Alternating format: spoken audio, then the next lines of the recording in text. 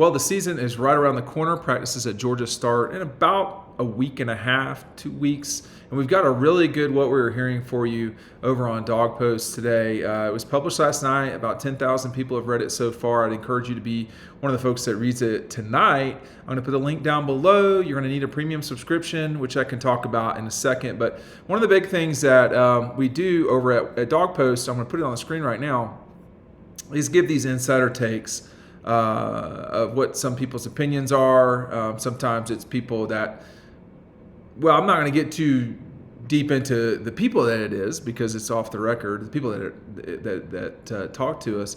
But they offer a lot of very good insight into the program, sort of their opinion of things. And, one of the things that we discussed in this, what we were hearing, is how one linebacker at Georgia is being described as a quote animal, and in a good way, like a complete beast. There were not a lot at all of all SEC players for the Dawgs this season. On the offensive side of the ball, only Oscar Delp. He was the only person that was a top 22 player or an all SEC player, first or second team. Georgia had 4 first-string defensive players, one of them being C.J. Allen, who had a very good season at Georgia. But in this edition of What We're Hearing, we're talking about Justin Williams, Chris Cole, and just sort of how that group is really people think they have the ability to be really, really good. Now, in doing this as long as I have, the folks that we talk to, many of them are mature. Some of them can be younger. Some of them have been very around the block for a long time. But no matter who you talk to, everything has to be taken with a grain of salt. And, I've done this long enough to know that just because 3 people feel like something is headed a particular way, that doesn't mean that it actually is. But we give you a lot of nuance, a lot of really good reporting in our What We're Hearing, which is something that we publish each Sunday. I tell you, take advantage of that right now. The offer we've got, it still stands right now. You can get 3 months of Dawg Post and our 2025 preview for $15 total. Now, a lot of people have taken advantage of this. If you are someone who wants to get that, go ahead and take advantage of it. We're going to have a hard time selling magazines after a while. This is a guaranteed way to do it. You can either sign up for the yearly, which is a better deal, or you can get this offer that we have right now. It's not going to last forever, so take advantage of it while you can. But I'll have the link to everything down below, and you can read What We Were Hearing. You can read What We Were Hearing from 2 weeks ago and the week before that. We did not have one last week because we're getting right on top of media days. And as you can see, I'm in an undisclosed location, very secure, away from all the pandemonium that was media days and so forth. But, it gives you the ability to remember media days is like the, gathering storm, for lack of a better term. It's the last stop before the season really starts. Because in a couple Fridays, Georgia will be going through, the players will be going through a lot of grief. I mean, it's go time. And there's a lot of, no one in college football right now is at the point where they should feel comfortable about their season. We're so far away from, an overwhelming favorite. I've not checked the betting markets here lately, but those have been kind of teetering back and forth between Ohio State and Texas being the favorite, and then Georgia being tied with them, and Penn State coming up. But there's really no sort of quote obvious choice like there was, like for instance USC in 2005 or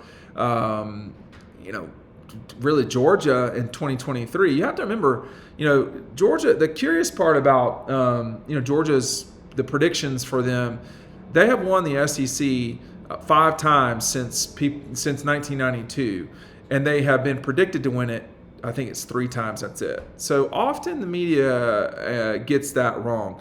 The prediction markets are a little bit better, but not by tons. Georgia was not picked to win it in 21. They didn't win it. They were not picked to win it in 17. They won it then. They were not picked to win it in 05, 02.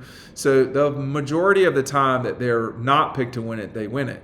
Last year, they were predicted to win the SEC championship by the media, and the betting odds were that they would be it, and they did. But I think coming into the season, one thing we talk about, what we're hearing, who are the players that are going to make the difference for this Georgia team? Who are the players that are going to sort of, for lack of a better term, come out of nowhere? We talk about that a little bit too. I mean, Georgia's got to get this offensive line where it needs to be. And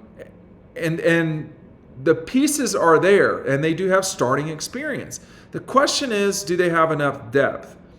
I don't know the answer to that. I don't know if we'll know that until you get to Tennessee, get up to Knoxville, and see what that's like. So many of the top national teams, Texas, Clemson, LSU, Ohio State, Alabama. I mean, I don't think Florida State's a big game, but it's a name game.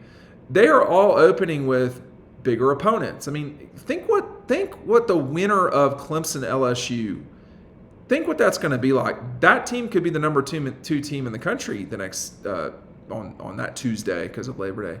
Think about the winner of Ohio State Texas. They will be the number one team, and the number two, the loser could be number 2 or 3. So those sort of big stakes games, that matters a lot. Georgia's playing Marshall. And when you go to Athens for that game, all 92,000 of you, you're going to be stopping by Red Zone. You're going to be saying hey to Scott and Mindy. You're going to be picking up the Riding Home t-shirt. You're going to be, there's so much stuff that they have there. Gear from Champion, whatever.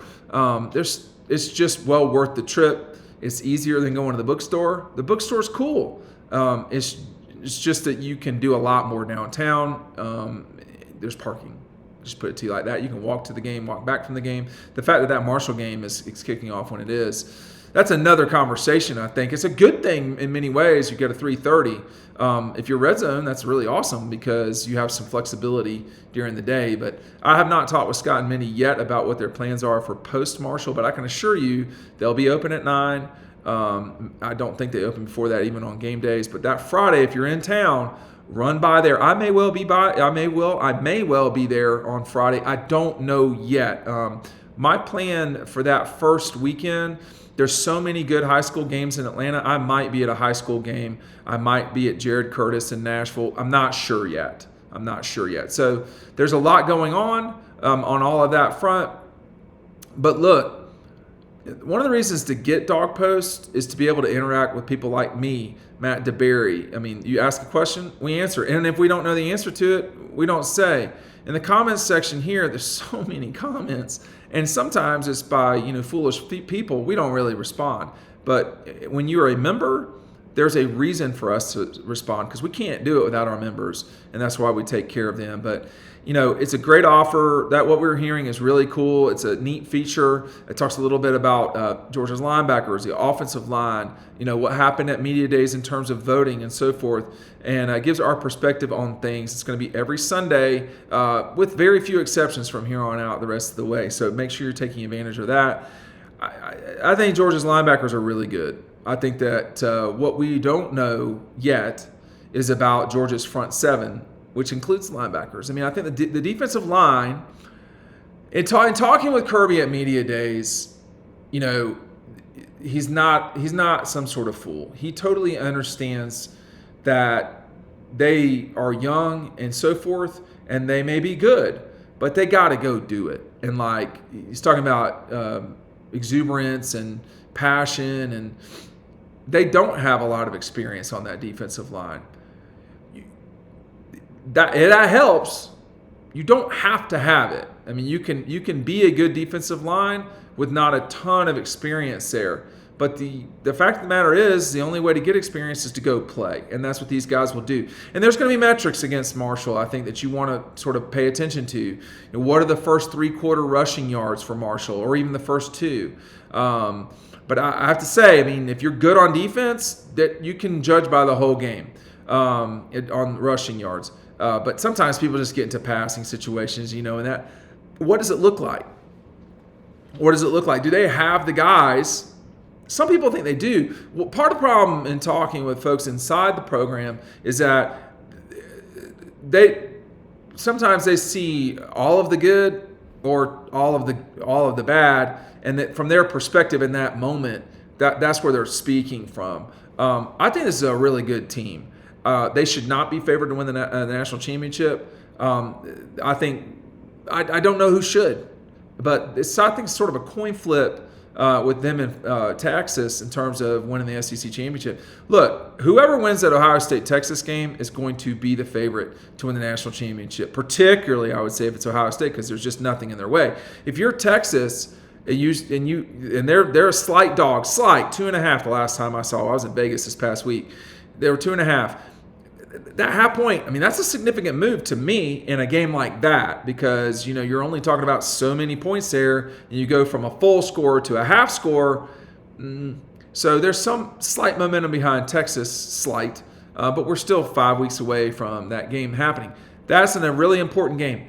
I don't know if it's more important than LSU Clemson. If Clemson wins that game definitively against LSU, then they're on their way in a big way. If you're LSU and you win that game, you've given yourself some serious margin for error. You're giving yourself some serious margin for error because Clemson should win the ACC. That's not a foregone conclusion, but they're probably more like 45, 50, 55% to win the ACC, whereas Georgia and Texas are 18, 22%. There's just so many different teams. Clemson's issue is going to be Miami, and can they keep it clean? No dumb games, stuff like that. So no, for lack of a better term, no Ole Miss games. No, where they just go off the deep end. But make sure you're checking out what we're hearing. It's a really cool article this week, and it's a great deal. Again, 3 months and the magazine for the price of 1 month subscription, $15. I'd take advantage of it while you can. Thanks for watching.